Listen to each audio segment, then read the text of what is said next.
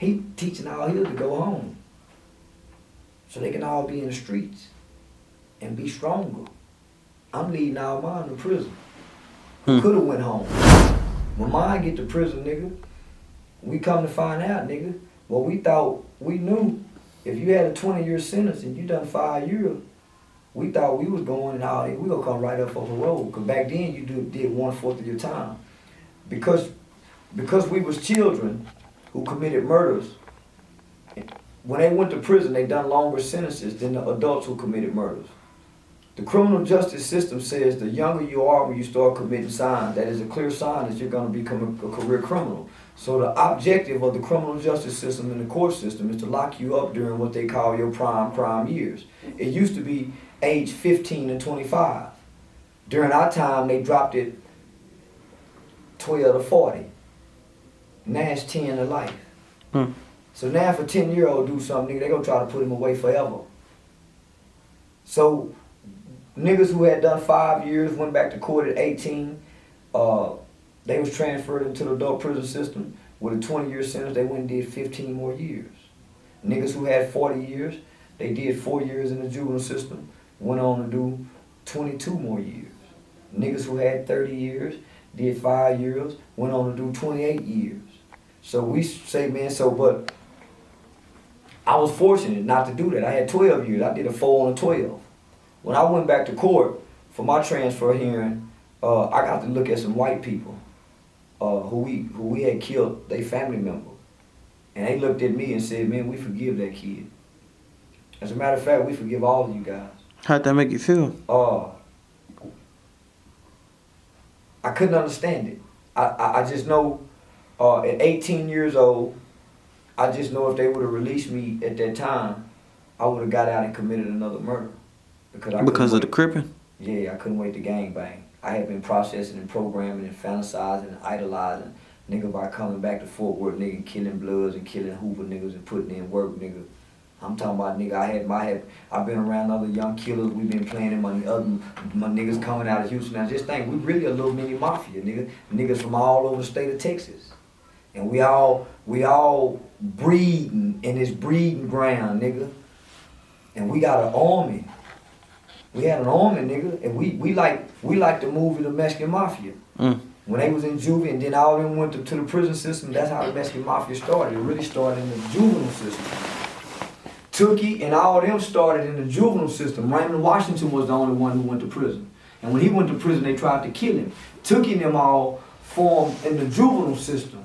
So it became a breeding ground. So by the time they went to prison, that's how the Crips was able to take over the prison system. Because they all was in Juvi. Nigga, Juvi, you get your training. Nigga, by the time you get to 18, nigga, you big like the grown men, nigga. And when you been in there fighting, shit, nigga. So every nigga I know who went from Juvi to prison, nigga, they ran the prisons, nigga. After when they finally became big dog, nigga, they real big dog. It's 50 of us, homie. All committed murders when we were children. Houston, San Antonio, Dallas, all over Texas, homie. We were the first generation of children. And my name stand at the front of the pack with every nigga around and from the state of Texas that committed murder as a kid. It ain't that I was the baddest. It's the brain that I had, nigga, and the spirit and the heart that I walked with. And I always had more knowledge than the average young mind. So it separated me, right? So white people would say, man, you got more, man, why you doing this? You got a little bit more potential. So it's your teachers, it's the adults who see things in you that's supposed to identify those traits and characteristics and pull them out of you and nurture you so they can grow and evolve, right? So they would tell me the potential that I had. So when you asked me that question, how did I feel? I was sitting there looking at them white folks, thinking about what Uncle Wayne and them said, thinking about what Muddy and Grandma and them said, because they don't like white folks. They say you can't trust them motherfuckers. They ain't no good, they ain't this. I'm thinking about all this shit that I've been told as a black kid and saying to myself, say, man, why them white people forgiving me? Why they forgiving me?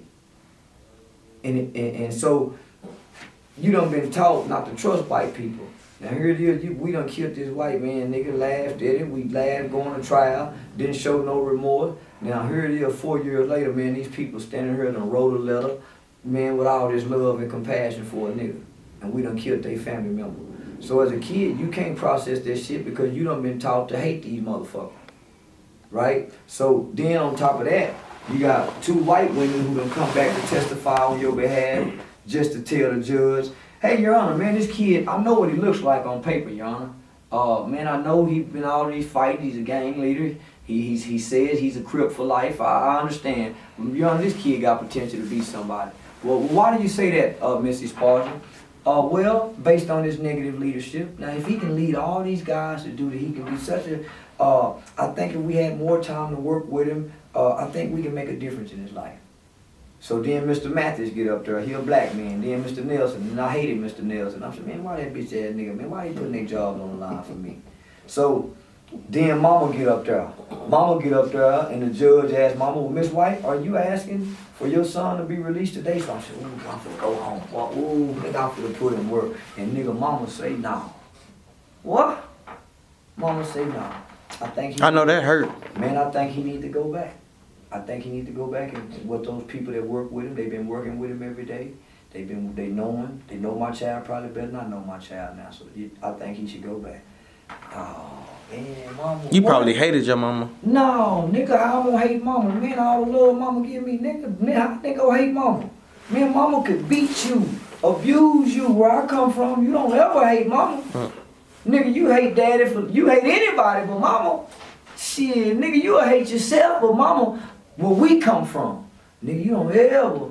You might go in a room and do this to Mama after she whoop you, boy, but you don't, no. So when Mama said that, man, Mama ain't never done nothing wrong. Man, Mama is a just woman. So it's a reason why Mama say no. But nigga, I know in my head, nigga, I'm finna get out and put in work. So nigga, they send me back. I think I'm gonna do about 6 months. Nigga, they end up keeping me another 3 years. I do 7 on 12. Man, I should have went to prison. Nigga, had I went to prison, goddamn, I would have got right out, nigga. All you got to do is 3.5 years on a 12-year sentence back then. Man, goddamn, I done 7. And they act like they want to keep me till I'm 21. Man, them people kept me till I was a 21 cop out. But guess what, nigga? When I got out, my record was sealed. But then when I went back for those 3 years, man, I'm finna tell you what happened. Whatever God Mama had been praying to, my nigga, whatever God I was pretending like I believed in, something changed on me on the inside. Man, why them white people talking about they forgive me? And I couldn't describe what happened. I just knew when I went back to that facility, my nigga, I couldn't go back to cripping nigga doing that, because these people done put their job on the line for me. So shit, nigga, I'm on front and work the program. And nigga, I started front and working the program and realizing the program that they had for us, nigga, was really game. They was calling it something else, but I didn't know it. So I just started fronting and working the program and started getting privileges. Man, then they started taking me off campus to speak at Texas A&M, and started taking me off campus to speak at the University of Texas. They would take me, this white dude named Jeremy Goss, and this Mexican dude named George Barrera. George Barrera was this Mexican dude. They had killed this white dude. They had a gang-related shootout in Irving Mall, and they had killed this father who laid over his daughter to protect him. They were having a gang shootout in Irving Mall, so George was in there with me. They used to take me, George, and Jeremy Goss out. So nigga, for my last 1.5, 2 years locked up as a kid for murder, nigga, I spoke at some of the most prestigious colleges. So they was grooming me for what I eventually grew up to become, right? But I didn't know I was gonna become that. When I got out at 21, homie, I got because we were state babies, we're considered state babies. So this is the benefit of a kid getting locked up in the juvenile system and staying there until he's grown.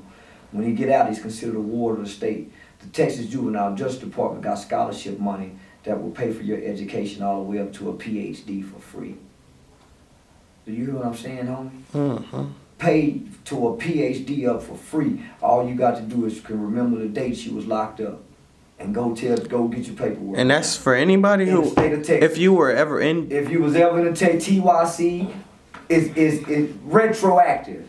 If any time in your life you was ever in TYC. But it got to be up to TYC. It ain't got to be up. What about like juvenile detention center, like you was regular? You ain't a ward. You ain't did no time. See, juvenile detention, your mom, you still go home to your mama. Right. When you go to juvenile state, you a ward of the state, like a foster kid. Mm. That's why when you go to college, they give you more money when you go to college. On your FAFSA application, it asks you if you are you a ward of the state, don't it? Yeah, it do. It's the reason why they ask that. I'm gonna give you a little bit more money when you're a state baby. I'm a state baby, nigga. So I went and exercised my right for that education. So I ended up becoming a pre-law student, but we gonna get to that, right?